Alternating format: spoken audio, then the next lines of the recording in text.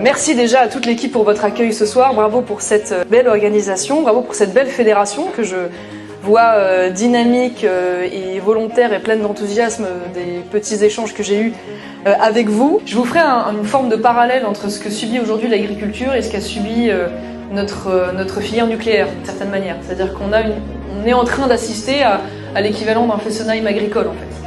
C'est-à-dire que pour des raisons de méconnaissance, d'idéologie et de manque de vision, on est en train finalement de s'aborder un secteur vital à la fois de l'économie française mais aussi de la souveraineté française, puisque là il ne s'agit pas uniquement de confort, il s'agit de nourrir la population. Nous sommes passés déjà en moins de 20 ans de 2e puissance agricole à 5e, donc c'est vraiment un déclassement assez spectaculaire dans un temps très réduit, avec une dépendance vis-à-vis de l'étranger de plus en plus importante. Ce qui me fait mal au cœur, et c'était le cas d'ailleurs tout à l'heure aussi, c'était assez flagrant, des agriculteurs qui disent « moi j'ai des enfants qui veulent reprendre, mais je les dissuade de reprendre ».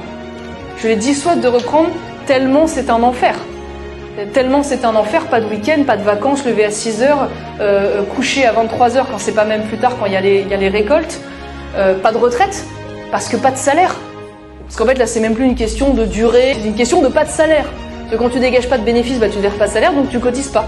Donc en fait tu es obligé d'attendre l'âge maximal pour pouvoir toucher une retraite de misère, et donc évidemment personne ne souhaite ça à ses enfants. Donc il n'y a pas de reprise. On était également pour supprimer les droits de succession dans le cadre d'une transmission familiale. Parce que l'autre phénomène qui est quand même incroyable, c'est que quand il y a des exploitations qui marchent, parce que ça existe, il y a des filières, notamment dans les spiritueux, qui fonctionnent très bien, qui ont donc des exploitations qui valent de l'argent et parfois beaucoup d'argent, eh bien ces gens-là ne peuvent pas le transmettre à leurs enfants parce que les droits de succession sont tellement élevés qu'ils sont obligés de vendre.